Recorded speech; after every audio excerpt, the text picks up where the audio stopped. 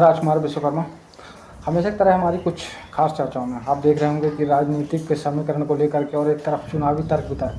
चुनावी तर्क वितर्क इसलिए क्योंकि आज वर्तमान की स्थिति में देखा जाता है कि जहाँ जहाँ पर सामान्य सीटें हैं, खासतौर पर मध्य प्रदेश में होने वाले इस विधानसभा चुनाव को लेकर के आगामी कुछ महीनों पश्चात चुनाव भी होना है और कई जगहों पर ये देखा जा रहा है कि आज प्रत्याशियों की एक जो दावेदारों की जो एक होड़ लगी हुई लंबी दौड़ है और लंबी दौड़ के साथ जो है तो आप देखते होंगे सामान्य सीटों पर ख़ास तौर पर के जो स्थितियां हैं कहीं ना कहीं पर आप देखते होंगे कि एक जगह से 30, 32, 50, 100 के लगभग आज जो है तो दावेदार मैदान में होते हैं। तो इस चुनावी तर्क वितर्क में एक बात आज मैं आप सबके सामने रखना चाहूँगा।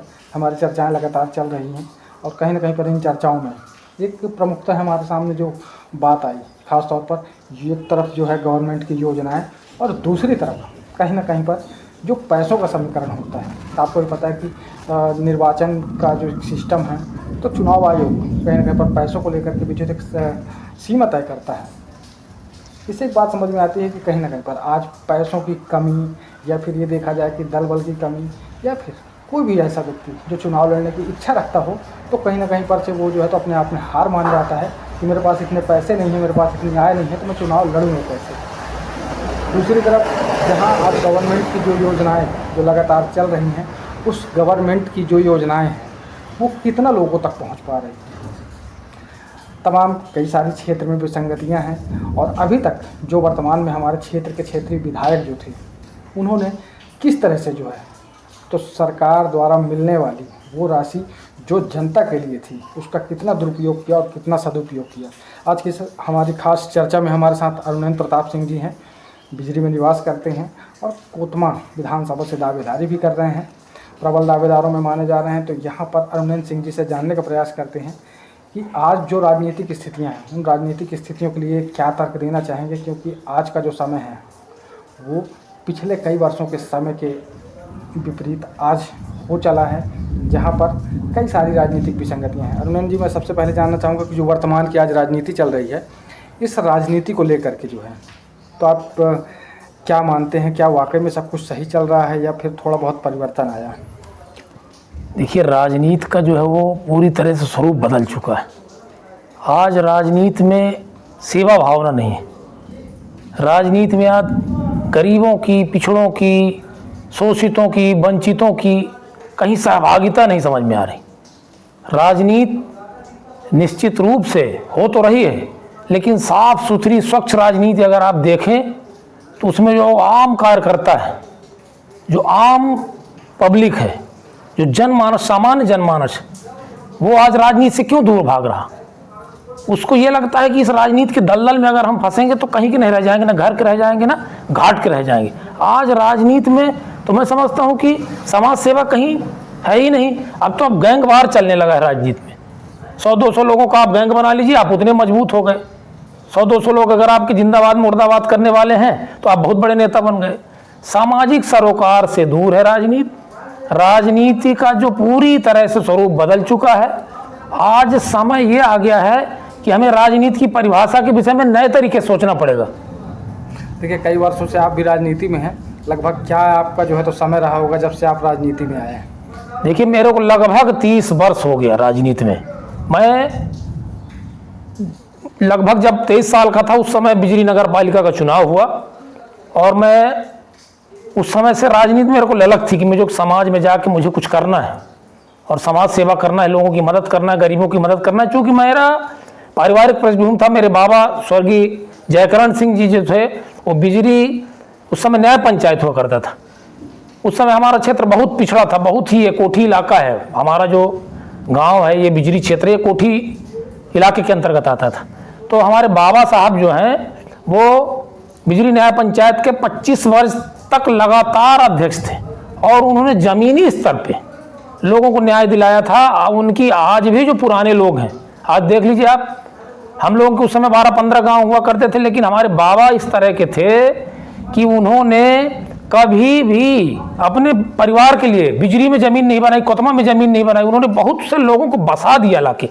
और मैं बताना चाहूँगा कि अभी आज भक्ता में जो कॉलेज बिल्डिंग बनी हुई है या जो तालाब है, उस समय जब बंदोबस्त हो रहा था तो बंदोबस्त के अधिकारियों ने कहा कि ये तालाब आपके नाम कर देते हैं, बगीचा आपके नाम कर देते हैं। हमारे बाबा साहब ने कहा कि नहीं, हमारा जो बारिश होगा वो आप गांव वालों को परेशान करेगा, गांव वालों को निस्तार बंद कर देगा वो, इसलिए वो अपने हिसाब से जी खा लेंगे, अपना कर्म करेंगे, अपनी मेहनत से आगे बढ़ जाएंगे, वो ठीक है, लेकिन हम इस तरह का कोई भी एक प्रॉपर्टी नहीं बनाएंगे जिससे गांव के लोगों को परेशानी हो, गांव के लोगों को निस्तार में दिक्कत हो।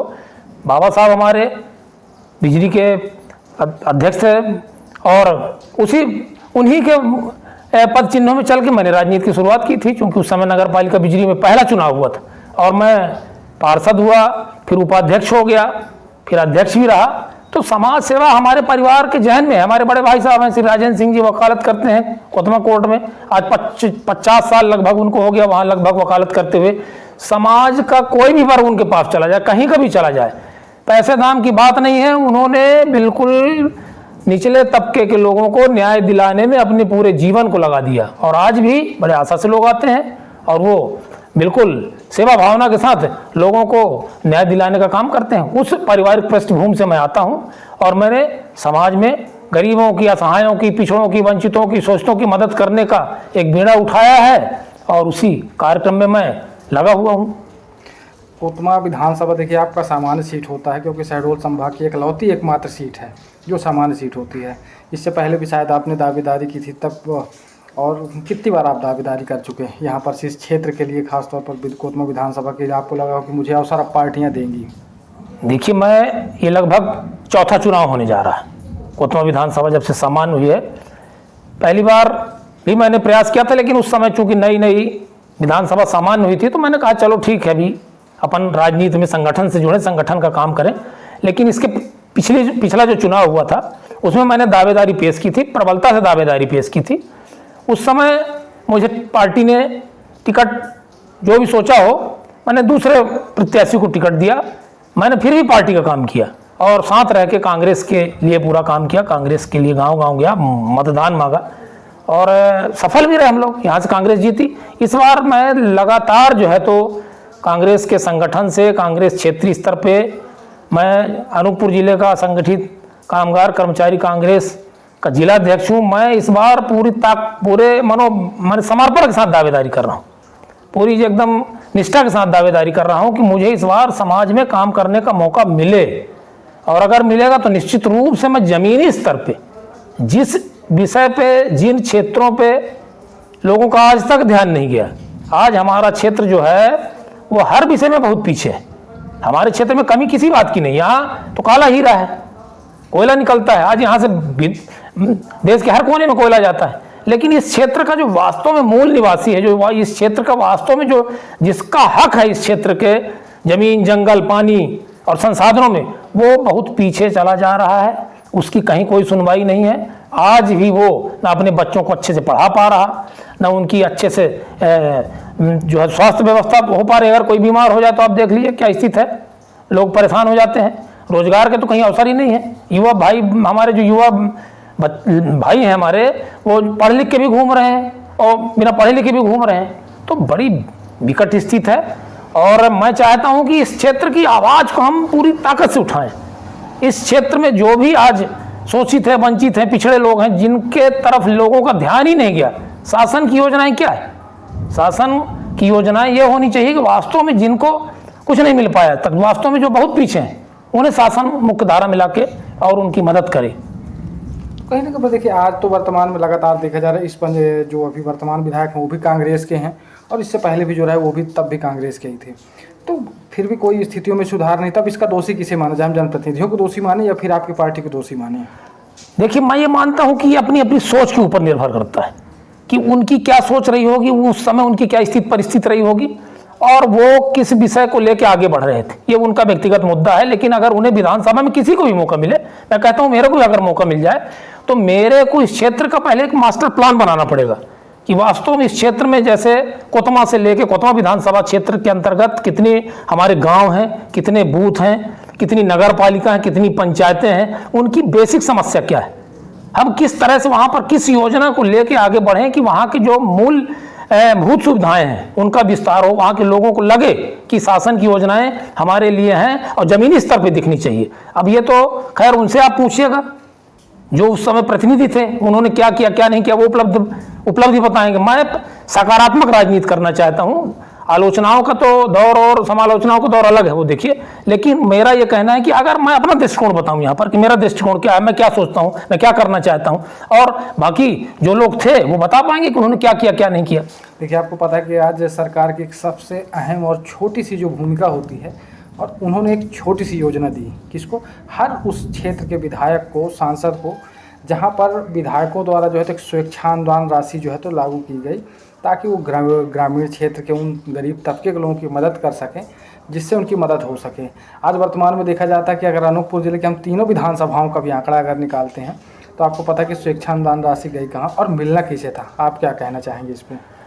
देखिए, हमारे जो राष्ट्रपिता महात्मा गांधी थे, जिन्होंने इस भारत देश की कल्पना की थी कि वास्तव में शोषित, वंचित, पिछड़ों और दलितों की और जिनकी कहीं कोई पूछ परख नहीं है, उनको हम किस तरह से समाज में आगे बढ़ाएं, उनकी किस तरह से मदद करें।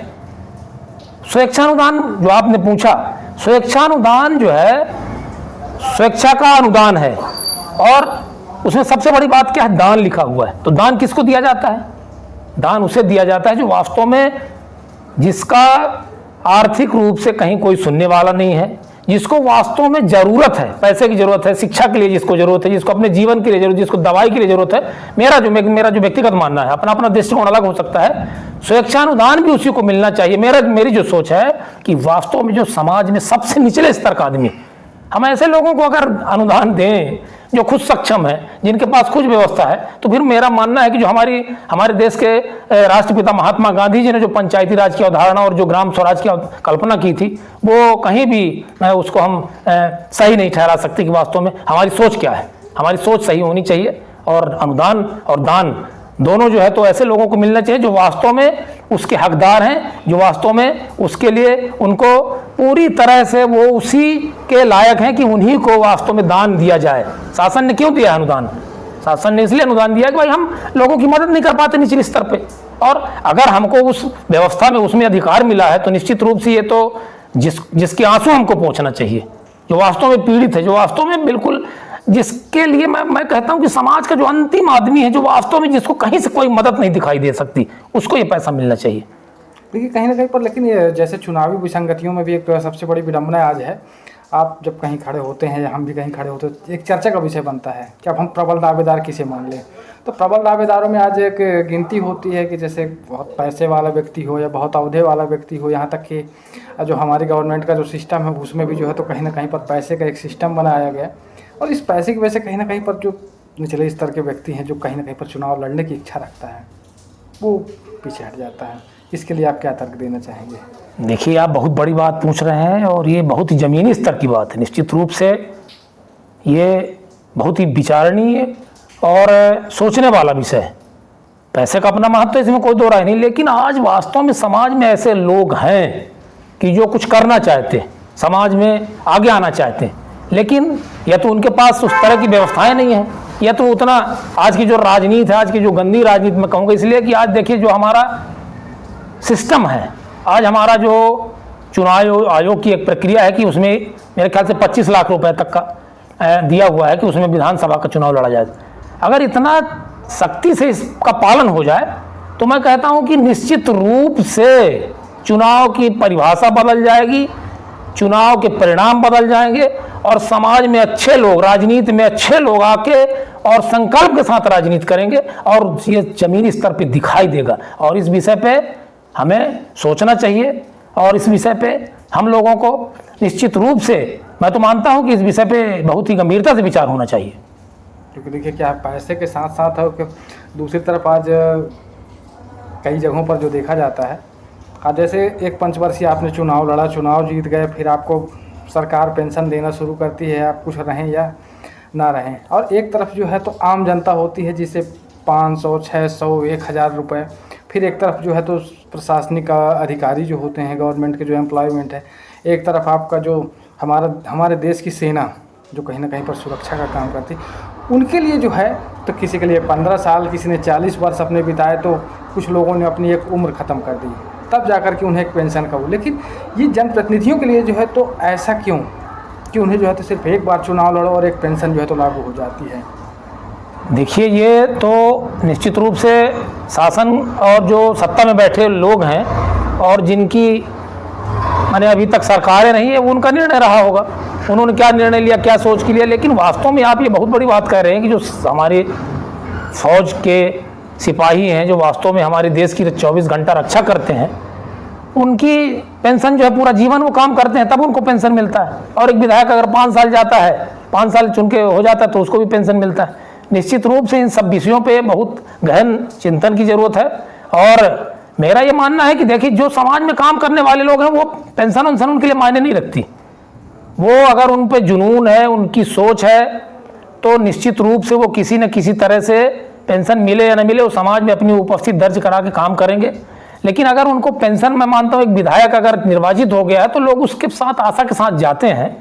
तो अगर कहीं पेंशन की व्यवस्था है तो मेरा ये मानना है कि वो जनता का पैसा है, वो जनता के लिए पैसा है। नहीं तो ऐसे में देखिए, अगर जैसे हम विधायकों की बात करें, अब मान लीजिए एक बार आप लड़े, एक बार मैं लड़ा, फिर एक बार और कोई लड़ा, तो ऐसे में तो पूरी संख्या बढ़ती जाएगी और हम फ्री में पेंशन बांट रहे हैं। निश्चित रूप से आप देख लीजिए, अभी पेंशन बंद हुई थी जब हमारे कर्मचारियों, तो बहुत तगड़ा उसका विरोध हुआ। तो ये तो निश्चित रूप से अगर बंद कर दी जाती तो इसमें कोई दिक्कत नहीं है। लेकिन पेंशन बंद हो जाए, ये एक सामूहिक निर्णय होना चाहिए। फिर मैं कहता हूँ कि ये बताइए कि जब हमने समाज सेवा का संकल्प लिया है तो फिर अगर बंद हो जाती तो हमें दर्द भी नहीं होना चाहिए। नहीं तो कहीं ना कहीं पर एक बड़ी विडंबना भी है ना, एक सबसे बड़ी समस्या है एजुकेशन को लेकर के। आज देखिए, अगर एक चपरासी की भर्ती भी हम भरते हैं या कोई भी ऐसा सिस्टम जिसमें चाहे पोस्टमैन हो, पटवारी हो, वगैरह वगैरह, कोई भी ऐसा हो, उसके लिए हमें एजुकेशन जो है तो एजुकेशन एग्ज़ाम करना है, फिर उसके बाद जो है तो और कई प्रक्रियाएँ होती हैं। लेकिन ये चुनाव का एक ऐसा फंडा है कि बस आओ चुनाव लड़ो, चुनाव जीतो और एक जो है तो लॉटरी लग गई। देखिए, लोकतंत्र का मतलब ये है कि उसमें जनता को ये मौका मिलना चाहिए। जो पढ़े लिखे हैं वो अच्छी बात है, नहीं पढ़े लिखे हैं तो आप ये कह के उनको थोड़ी बोल सकते हैं कि नहीं लोकतंत्र में चुनाव नहीं लड़े। भाई, समाज में कितनी साक्षरता है, भी कितने लोग पढ़े लिखे हैं। मैं मानता हूं कि अगर कोई कम पढ़ा लिखा भी विधानसभा के अंदर पहुंचेगा तो वो उनकी बात ज़्यादा करेगा, जो उस शिक्षा से अभी तक वंचित रह गए, जिनको वास्तव में उस शिक्षा दिलाना चाहेगा। तो ये तो देखिए, शिक्षा अगर है तो बहुत अच्छी बात है, नहीं भी है तो हम ये बोल दें कि नहीं उसमें कोई क्राइटेरिया लगा दिया जाए, कोई पढ़ा लिखा आदमी विधायक हो, तो मैं इससे सहमत नहीं हूँ। चाहे उस बिल्कुल पढ़ा लिखा ना हो, लेकिन अगर उसमें राजनीतिक क्षमता है, राजनीतिक सोच है, समाज के प्रति समर्पण है, तो वो राजनीति में आगे आए और संघर्ष करे। कितने लोग पढ़े लिखे, बाद में ही पढ़ना लिखना आदमी सीख जाता है, बाद में भी वो इतना काम, उसको विधायक को एक अच्छा वो मिलता है, माने उसको एक अच्छा स्टाफ मिलता है और वो पढ़ के अच्छा काम कर सकता है। वो तो ठीक है, लेकिन क्या होता है, कई जनप्रतिनिधियों को हमने देखा है कि जब भोपाल जाते हैं तो पता चले जो उनके हुकुम आका हैं वो बेहतरीन जो है तो बेड में सो रहे होते हैं और ये नीचे जो है तो सो रहे होते हैं। चलिए खैर, ये तो बहुत बात का विषय है।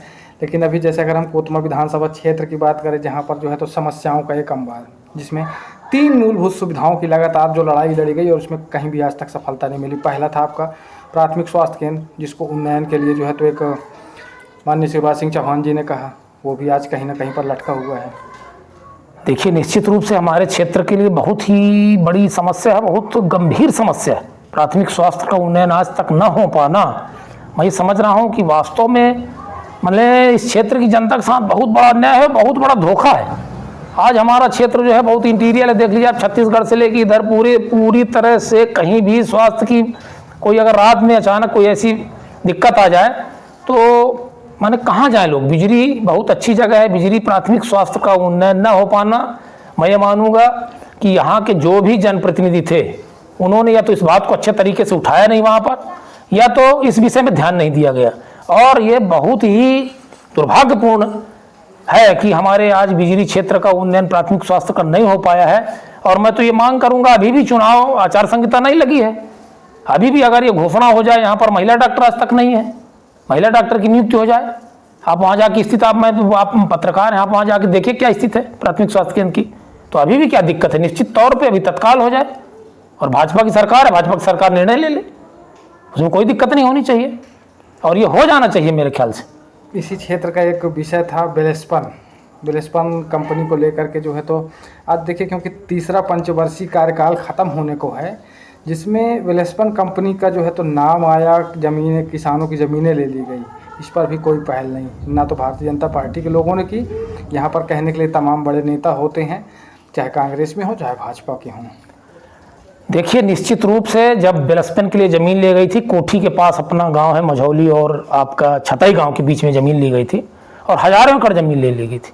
और उस समय ये लगा था कि किसानों को, वहाँ के जो क्षेत्रीय किसान हैं, वहाँ के जो क्षेत्रीय नागरिक हैं, वहाँ के जो आम नागरिक है, उसको ये लगा कि निश्चित तौर से अगर ये डेवलपमेंट कंपनी पावर प्लांट यहाँ पर आ जाएगा तो हमारे क्षेत्र का निश्चित रूप से उत्थान होगा, हमारे क्षेत्र में आर्थिक जो है तो कुछ गतिविधियां हो जाएंगी और हमारे क्षेत्र में बेरोजगारी खत्म हो जाएगी, हमारे क्षेत्र में एक नवनिर्माण होगा और हमारा क्षेत्र पूरी तरह से माने आर्थिक जो पिछड़ापन है वो दूर हो जाएगा।